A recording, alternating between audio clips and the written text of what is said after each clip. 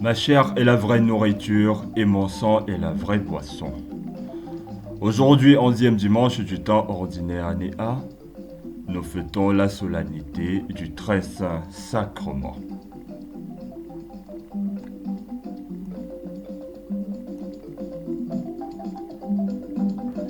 Les différents textes soumis à notre méditation.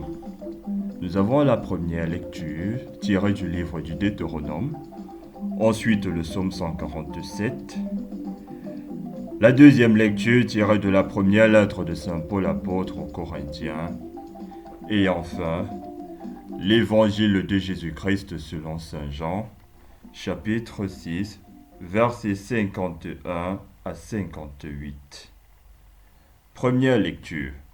Lecture du livre du Deutéronome. Écoutons. Moïse disait au peuple d'Israël, « Souviens-toi de la longue marche que tu as faite pendant 40 années dans le désert. Le Seigneur ton Dieu te l'a imposé pour te faire passer par la pauvreté. Il voulait t'éprouver et savoir ce que tu as dans le cœur. Allais-tu garder ses commandements, oui ou non? Il t'a fait passer par la pauvreté. Il t'a fait sentir la faim et il t'a donné à manger la manne. Cette nourriture que ni toi ni tes pères n'aviez connue. Pour que tu saches que l'homme ne vit pas seulement de pain, mais de tout ce qui vient de la bouche du Seigneur. N'oublie pas le Seigneur ton Dieu qui t'a fait sortir du pays d'Égypte, de la maison d'esclavage. C'est lui qui t'a fait traverser ce désert, vaste et terrifiant, pays des serpents brûlants et des scorpions, pays de la sécheresse et de la soif.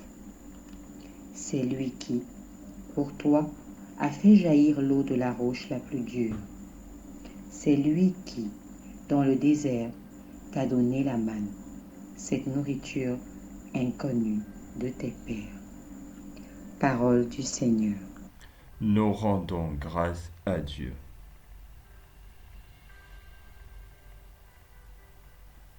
Psaume 147.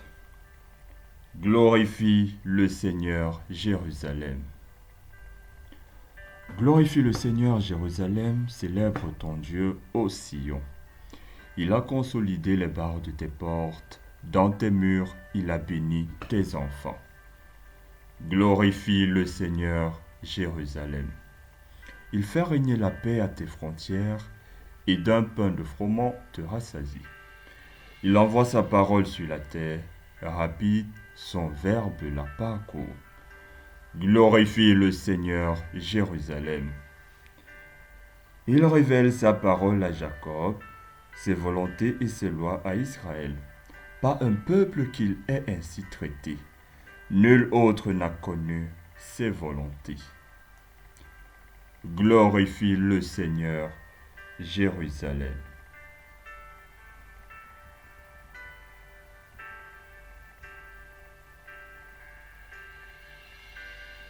Deuxième lecture. Lecture de la première lettre de Saint Paul apôtre aux Corinthiens.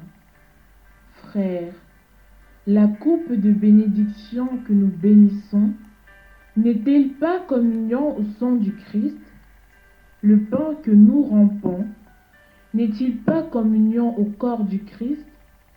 Puisqu'il y a un seul pain, la multitude que nous sommes est un seul corps, car nous avons tous part à un seul pain. Parole du Seigneur. Nous rendons grâce à Dieu. Moi je suis le pain vivant qui est descendu du ciel, dit le Seigneur. Si quelqu'un mange de ce pain, il vivra éternellement. Évangile de Jésus-Christ selon Saint Jean. Gloire à toi, Seigneur Jésus. En ces jours-là, Jésus disait aux foules des Juifs, « Moi je suis le pain vivant qui est descendu du ciel. Si quelqu'un mange de ce pain, il vivra éternellement. Le pain que je donnerai, c'est ma chair, donné pour la vie du monde. Les Juifs se querellèrent entre eux. Comment celui-là peut-il nous donner sa chair à manger? Jésus leur dit alors, Amen, Amen, je vous le dis. Si vous ne mangez pas la chair du Fils de l'homme et si vous ne buvez pas son sang, vous n'avez pas la vie en vous. Celui qui mange ma chair et boit mon sang a la vie éternelle, et moi je le ressusciterai au dernier jour. En effet, ma chair est la vraie nourriture et mon sang la vraie boisson. Celui qui mange ma chair et boit mon sang demeure en moi, et moi je demeure en lui. De même que le Père qui est vivant m'a envoyé, et que moi je vis par le Père, de même, celui qui me mange, lui aussi vivra par moi. Tel est le pain qui est descendu du ciel. Il n'est pas comme celui que les pères ont mangé. Eux, ils sont morts. Celui qui mange ce pain vivra éternellement. Acclamons la parole du Seigneur. Louange à toi, Seigneur Jésus. Homélie de la solennité du très saint sacrement. Le Compédium, qui est l'abrégé officiel du catéchisme de l'Église catholique, nous rappelle au numéro 250. On distingue les sacrements de l'initiation chrétienne, parmi lesquels le baptême, la confirmation et l'Eucharistie. Les sacrements de guérison, pénitence et onction des malades, les sacrements au service de la communion et de la mission, qui comportent l'ordre et le mariage. Ils concernent les moments les plus importants de la vie chrétienne. Tous sont ordonnés à l'Eucharistie comme à leur fin spécifique.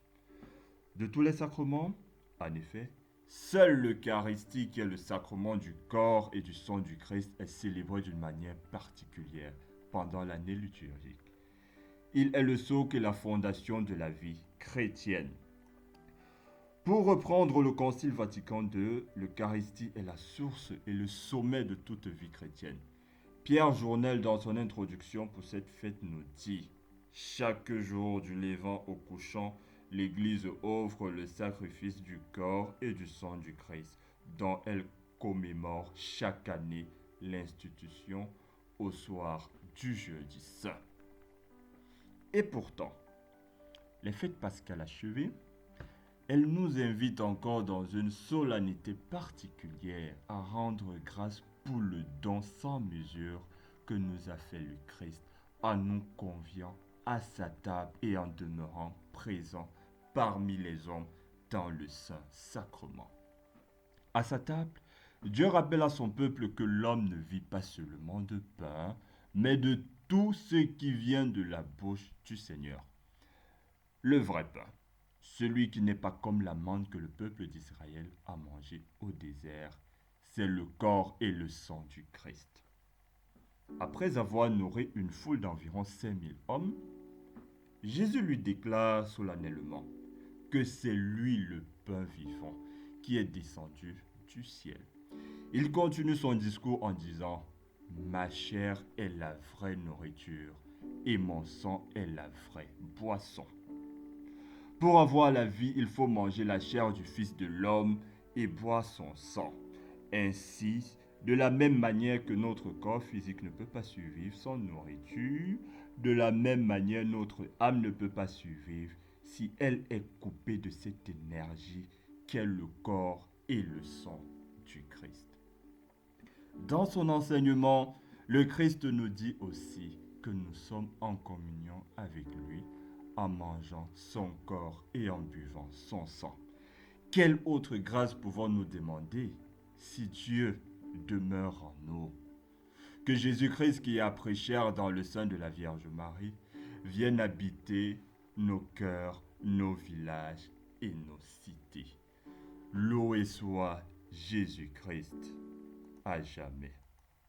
Avec Marie, pour la gloire de Jésus.